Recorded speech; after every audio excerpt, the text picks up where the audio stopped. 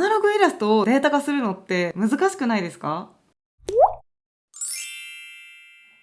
皆さんこんにちは、お手玉です。今回は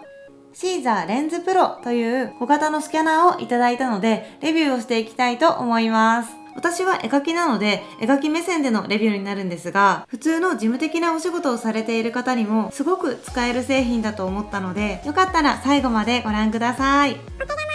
まずはこのスキャナー本体の外観をお見せします。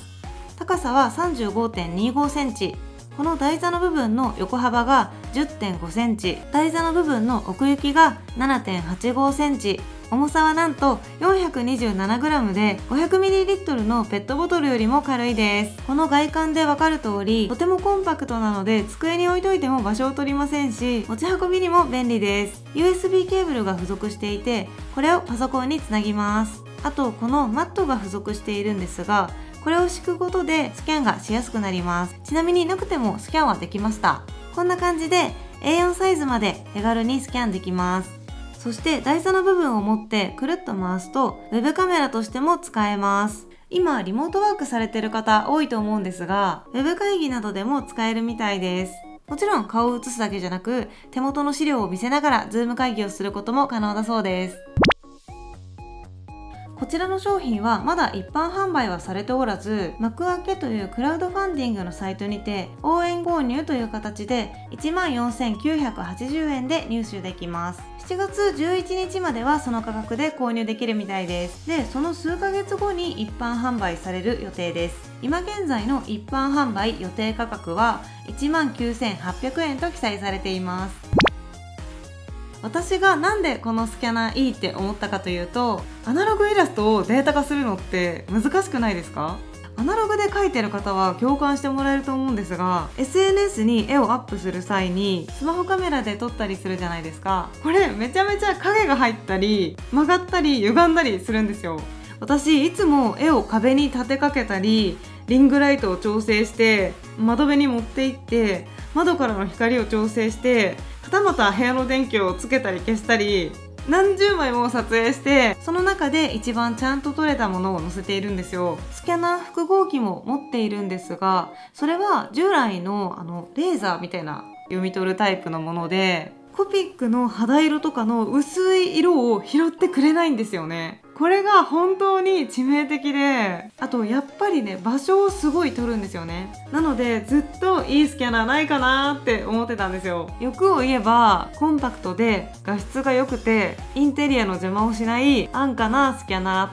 ー。これ私が求めてたのこれ。使い方も本当にシンプルで簡単です。まずパソコンにシーザーのソフトウェアをダウンロードして、このような画面を開きます。で、カメラをセットしてこのスキャンというボタンをクリックします。これでもう JPEG のデータとしてスキャン完了です。すっごく早いですよね。しかもこれただスキャンできるだけじゃないんです。設定を変えることで自動補正が入ってより見やすいデータにすることができます。こんな感じで紙を適当にポイッと置いても自動的に形を認識してまっすぐに直してくれます。あとこういう風にホチキスで留めてある紙って肩の部分が欠けてしまうじゃないですか。これを自動的に白く埋めて綺麗な状態に直してくれます。手めくりで自動スキャンというボックスがあるんですが、ここにチェックを入れると手でめくりましたっていうのを機械が感知して自動的にスキャンをしてくれます。こういった複数枚まとまった資料やスケッチブックをスキャンしたいとき、すごくサクサク読み取ることができます。また A4 の枠内に入る大きさであれば、複数枚の紙を一度に置いてもそれぞれ1枚ずつ別のデータとして保存してくれます。名刺とか、あとは家計簿とかつけてたり、確定申告の時なんかはレシートが大量にあったりして管理が大変だと思うんですが、こうやってワンアクションでスキャンしておけるっていうのはすごく便利ですよね。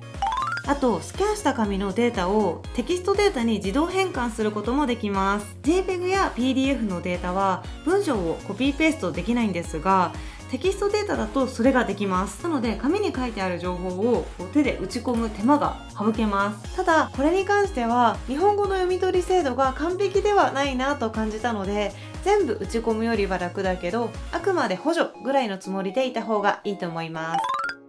DPI は 330dpi なので、実際にイラストを取り込むとこの通り綺麗にスキャンできます。薄い色もかなり繊細に表現されてますよね。このカメラ自体の画素数なんですが、 iPhone の背面カメラと同じ1200万画素なので、安定の綺麗さで撮影できます。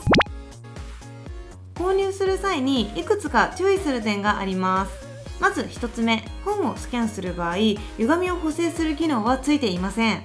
前回までのシリーズのスキャナには歪曲補正機能がついているみたいなんですが、このレンズプロは持ち運び小型特化という感じで、厚みのある本などをスキャンするのにはちょっと向いていないようです。2つ目、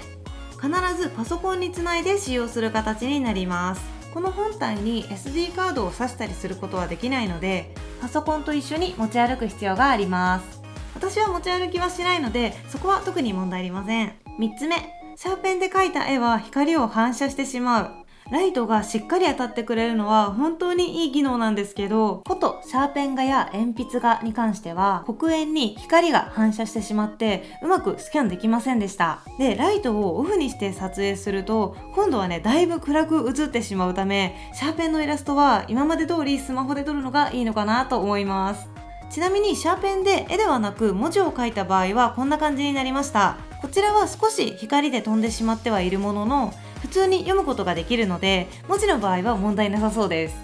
はい。で、今回お見せした機能以外にもいろいろなことができるようでしたので、興味がある方はぜひ概要欄のリンクから製品のページをご覧になってみてください。私もこれからは手軽にアナログイラストをデータにできるようになってすごく嬉しいです。この動画が役に立ったという方はぜひチャンネル登録と高評価よろしくお願いします。それではまた次回の動画でお会いしましょう。バイバーイ。